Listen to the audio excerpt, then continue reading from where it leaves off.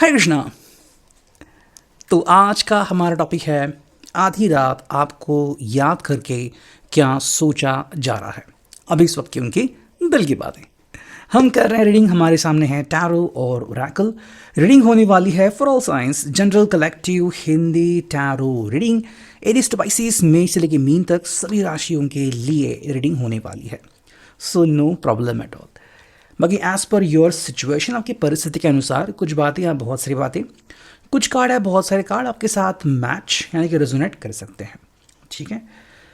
ये personal reading नहीं है, तो अगर कुछ बातें मैच नहीं करती तो उसे जाने दीजिए।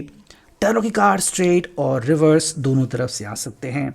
बाकी रीडिंग को क्लेम करने के लिए आप कमेंट सेक्शन में एक हार्ट ज़रूर भेज सकते हो या फिर 1111 टाइप कर सकते हो।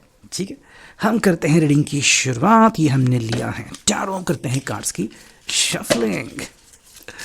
आधी रात आपको याद करके क्या सोचा जा रहा है। The wheel of Fortune reverse. Okay. तो किस्मत जो है वो मुझे लग रहा है कि थोड़ा सा अपना अलग ही खेल यहाँ पे खेल रही है और ये पर्सन थोड़ा सा कठपुतली जैसा महसूस कर रहे हैं। ठीक है, ये है actually the card the wheel of Fortune. देखो बेसिकली क्या है कि किस्मत को हम सभी, मतलब कुछ लोग मानते हैं, कुछ लोग कहते हैं कि भाई हम हमारी किस्मत खुद लिखते हैं। कई लोग कहते हैं कि नहीं, किस्मत जब चाहे तब बाजी पलट सकती है वगैरह। मतलब बहुत चीज़ें होती हैं, अपनी अपनी राय होती हैं। लेकिन इस पर्सन को लग रहा है कि आजकल जो दिन है वो शायद थोड़े से अलग चल रहे हैं। ठीक है, मतलब देखो किस्मत ऐसी भी मेहरबान होती है कि सब कुछ है तुम्हारे पास, फिर भी तुम अकेले हो। और कभी लगता है कि इतनी सिंपल ज़िंदगी अगर मिल गई होती तो बहुत अच्छा लगता।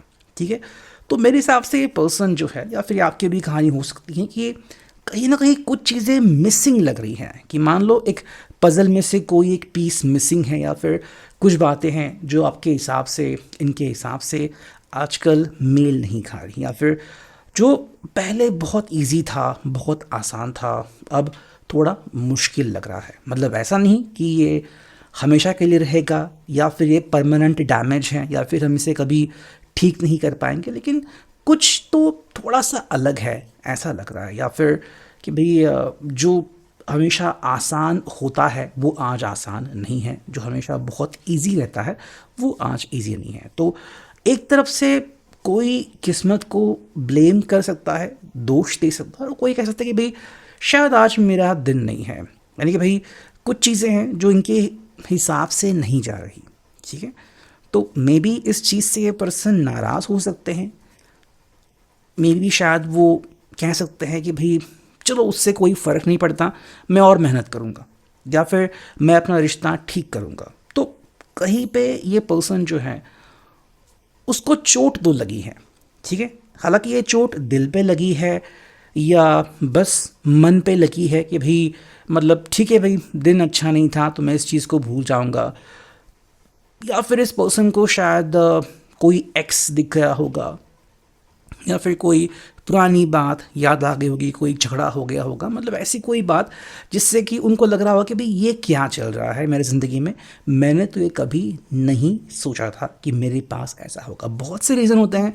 किसी को एक टिकट मिल जाता है फाइन, मतलब मान लो आपकी कार को जैम किया जाता है, या फिर आपकी गाड़ी को उठा लिया जाता है। मतलब हर एक के लिए अलग अलग अनुभव होते हैं, वो छोटे या बड़े डिपेंड करते हैं कि आप उससे क्या अनुभव लेते हैं। कुछ लोगों के लिए वो सिर दर्द बनता है, कुछ लोगों के लिए वो बस एक दिन का रूटीन है कि चलो आज मेरे साथ हुआ, दैट्स इट। तो हर एक के अपने अपने अलग अलग इरादे होते हैं। इसलिए मैंने कहा कि देखो टैरो को आप अपने हिसाब से देख सकते हो। ठीक है, अब ये कार्ड आ गया तो किसी के लिए शायद एक छोटी सी बात हो, किसी के लिए शायद एक बड़ा बवंडर है कि अभी ये मेरे साथ क्यों हो गया। जैसे कि मान लो किसी को शायद कैंसर डिटेक्ट हुआ होगा कि मेरे साथ ही क्यों, या फिर किसी के रिलेटिव को कुछ हुआ होगा, या फिर कोई बस एक्सीडेंट से बच गया होगा, लेकिन भाई ये मेरे साथ क्यों हुआ।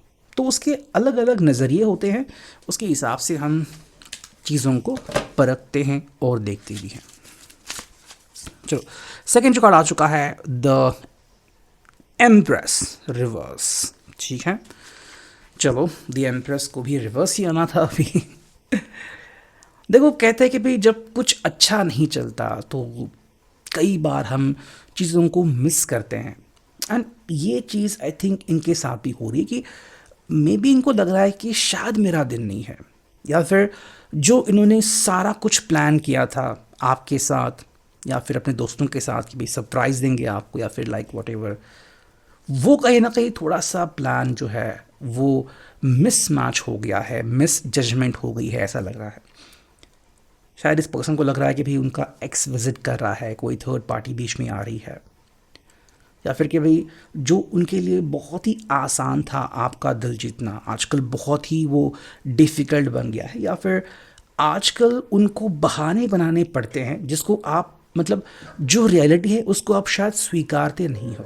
ठीक है, उनको शायद लग रहा है कि भाई किसी बात को लेके आप भी परेशान हो और दोबारा से आपका दिल जीतना या फिर दोबारा से ये कोशिश करना इनके लिए इतना भी आसान नहीं होने वाला। तो कुछ चीज़ें हैं जिसके लिए ये पर्सन जो है वो बहुत बेकरार है कि भाई मेरे किस्मत में जो है और जो पहले सब कुछ बढ़िया था और जो मैं बहुत अच्छे से करता था, शायद इनको डेट नहीं मिल रही है, या फिर ये जो आपके साथ फ्लर्ट करते थे आजकल फ्लर्ट करना डिफ़िकल्ट हो गया है, या फिर आपने इनको डांट दिया है, गुस्सा हो गया है ये पर्सन, मे बी आपने इनको कहीं और किसी और प्रोफाइल में देखा है तो आपको शायद गुस्सा आ गया, वॉट एवर, मतलब ऐसी चीज़ें हो गई हैं जहाँ पे सब कुछ बहुत आसान लग रहा था और सब कुछ बहुत अच्छा था, वो एकदम से बाजी पलटी हुई लग रही है।